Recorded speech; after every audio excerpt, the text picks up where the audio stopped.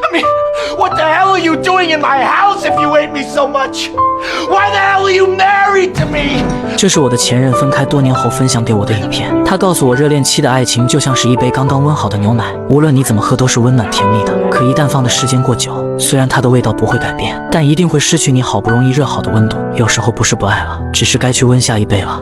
当年的我其实并不明白这句话的深意，只觉得这是一个冷漠的女人在争吵之后为逃避责任随便找的说辞。直到多年以后，我才终于明白，一个女人该有多绝望才会对自己深爱的男人平静地说出希望你此生过得幸福，但希望此生不要再见。最后真心建议那些恐婚的人不要看这部影片，也请深陷在迷茫里的你提前备好纸巾，不要代入。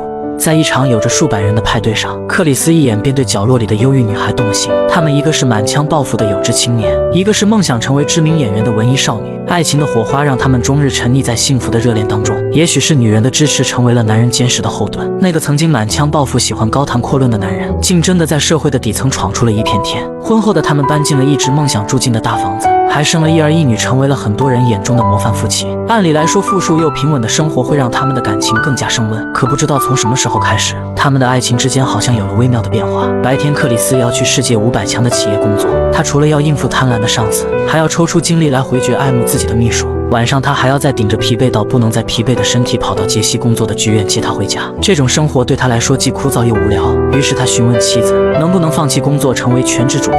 自己已经有能力照顾全家，还能给他买得起限量款的名牌包包。他本以为妻子会很开心地接受这份看起来不错的差事，可他的妻子却突然对他歇斯底里。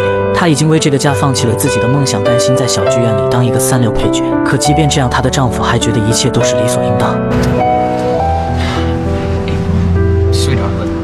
Let's talk about this, okay? Please don't.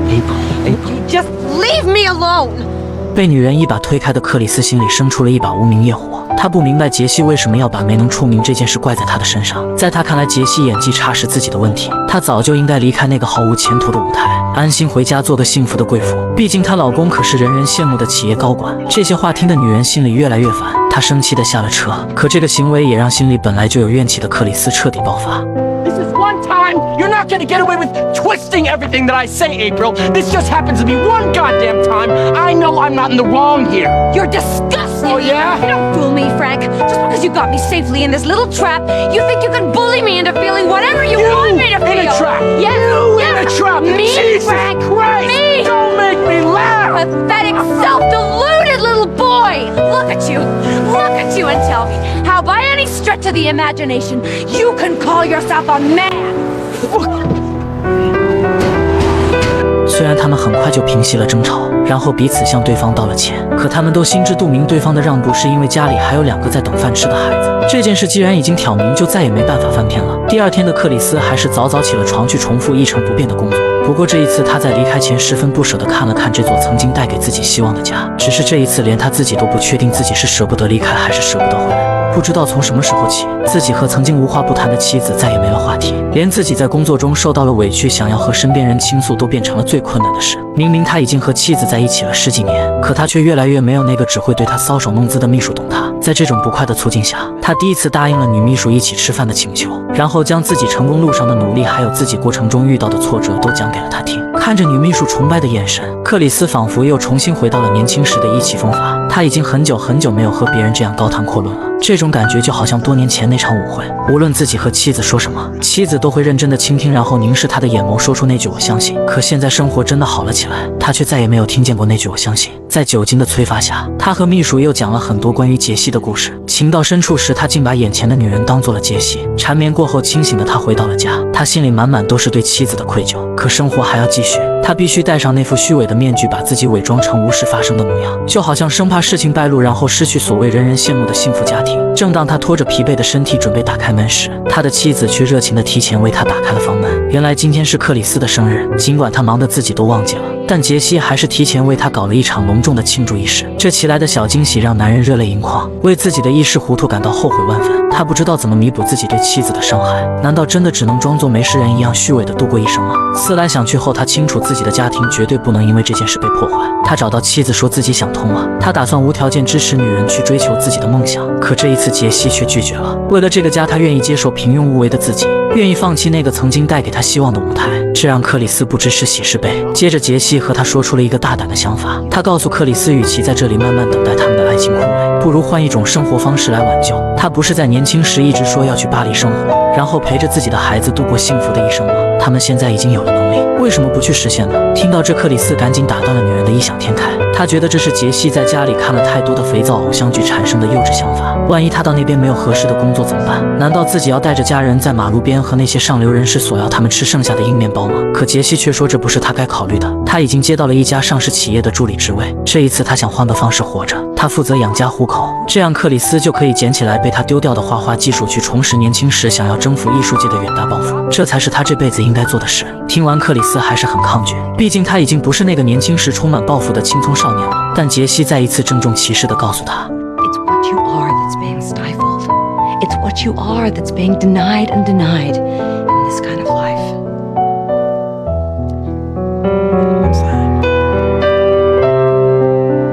You're the most beautiful, wonderful thing in the world. You're a man. 杰西的话让克里斯那颗早已被现实击垮的心重新凝聚。他已经很多年没有这种被人相信、被人肯定的感觉了。或许自己一成不变的生活真的应该被推倒重来。第二天，克里斯上班时再也看不到他平时小心拘谨的模样。他吹着口哨，迈着六亲不认的步伐，大摇大摆地走进办公室。他的上司看见平时一脸苦瓜相的他，还以为这小子是不是中了彩票，结果他却直接嘲讽起上司，如果自己中了头奖，第一个就让他收拾行李滚蛋。他才不在意这个贪婪的家伙会怎么处置自己，谁叫他的心早早就已经飞到了不远万里的巴黎。他巴不得这个老家伙把自己开掉，还能给自己留下一笔不菲的遣散金。负责办理签证的杰西也很快收到了好消息，他们的签证办理的甚至比想象中的还要顺利。这意味着他们只要再坚持2个月就可以摆脱现在的一切了。从那以后，每天早早回家成为了克里斯最开心的事，而杰西也会在那时放下手中的一切，跑过去给丈夫一个温暖的吻和拥抱。看起来他们已经解决了所有妨碍他们感情的麻烦，重新将这段即将支离破碎的婚姻重新拉回到正轨。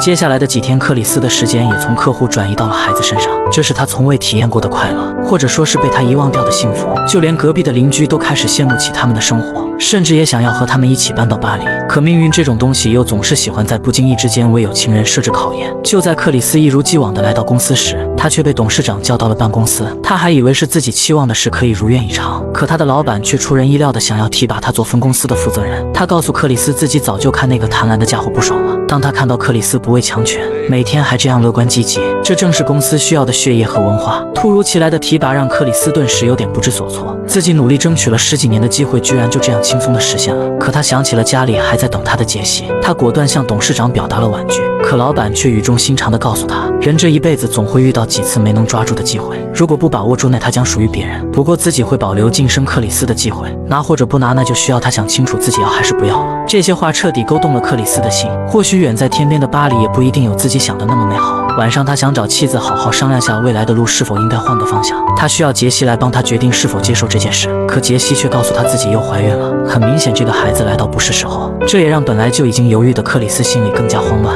或许在生活的重担之下，他从来就没有过可以选择的机会。为了委婉地向杰西表达自己不想去巴黎的想法，他安排自己和邻居一家到海边度假。克里斯故意和邻居提起自己可能会接任负责人的事，杰西听到后质问他到底是怎么想的。他没有直接回答妻子的话，而是说我们现在好像有了更好的路，或许孩子的降临就是在警告我们不要选择一条错的方向。他们之间的矛盾是建立在金钱之上，而不是理想之上的。这些话让杰西好不容易暖起的心又瞬间冰冷。他怕的从来不是他们未来的日子过得怎样，他只是十分清楚，如果他们继续这样一成不变，那他们接下来的生活一定会毁于一旦。那天之后，克里斯接受了公司的任命，他们的物质生活也有了更大的变化，但两人的关系又变得像之前那样窒息起来。每次争吵时，杰西都会指责克里斯说话不算数，而克里斯就会反复强调自己辛辛苦苦也不是为了自己。但在气头上的女人已经完全不想理会克里斯为自己开脱的借口。情急之下，克里斯将自己关进了卫生间，却无意发现女人用来打胎的工具。这样一直压抑委屈的男人终于爆发，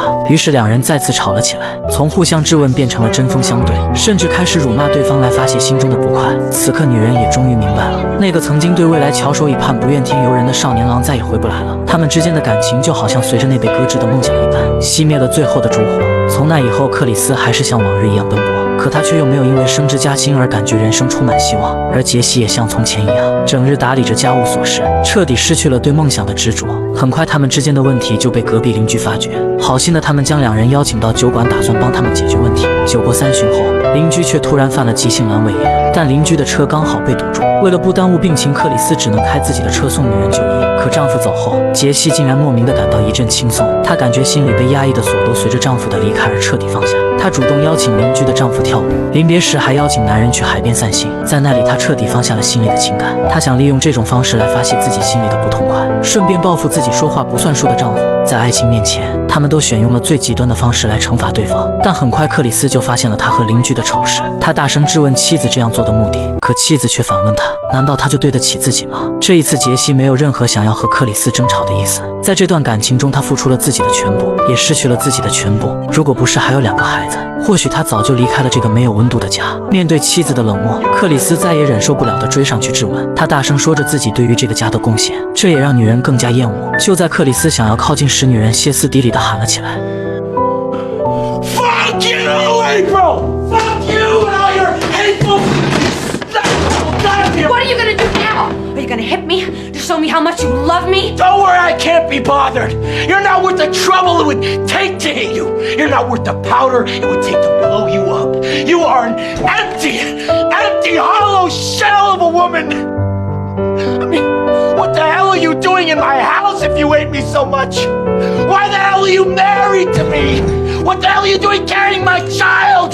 那晚，他们毫无保留地将多年的痛苦向曾经深爱的对方统统宣泄。他们曾经是那么深爱，可现在却又像是彼此最大的仇人一样。他们不是不爱了，相反，他们可能比谁都深爱，可他们又都固执地不愿放弃自己的想法，就像是矛与盾的立场一样，永远只能站在对立面。那天，杰西悲伤之下独自跑出了家门，克里斯则站在2楼的阳台上冷冷地看着女人。他们好像都在等着对方先一步低头，可固执的他们这一次都铁下了心。他们不认为自己有错，或许在爱情里也从来不存在谁有错。真真正正的维护好一段感情，总是需要有那个不辞辛苦，总是先低下头的那个。就这样，两人一直僵持不下，直到第2天清晨，准备上班的克里斯听到厨房里传来了熟悉的声音。他惊讶地看着面前正在忙碌的妻子，心里莫名多了一丝酸楚。或许自己太过于苛刻要求自己的妻子了。他刚想上前道歉，杰西却好像没事人一样让他赶紧坐下吃饭。看着面前贤惠的妻子，克里斯好像一切都回到了从前，可他心里却始终平静不下来。为什么杰西会突然有这么大的转变？于是他试探性地询问杰西对于不能去巴黎这件事怎么想，可杰西却说他理解克里斯的心情了。如果换做自己，自己也无法放弃到手的东西。这些话让克里斯有了一种不真实的感觉，仿佛他们从未争吵，也从未伤害过彼此一样。就这样，克里斯和杰西吃了一顿十分美好的早餐。他像曾经一样，在出门时和女人说了那句说了无数次的我爱你。或许他们还会有一个幸福的未来，只不过他们永远都去不了那个一直憧憬的巴黎了。可克里斯走后，独自在家的杰西开始莫名地哭了起来。他将碗筷收拾干净，然后清理了家里的每一个角落，随后打电话请邻居帮忙晚上接下孩子。然后他静静地站在了阳台上，向克里斯回家的方向看去。只是这一次，他不再希望自己可以看到回家的男人，这一次他想为自己而活。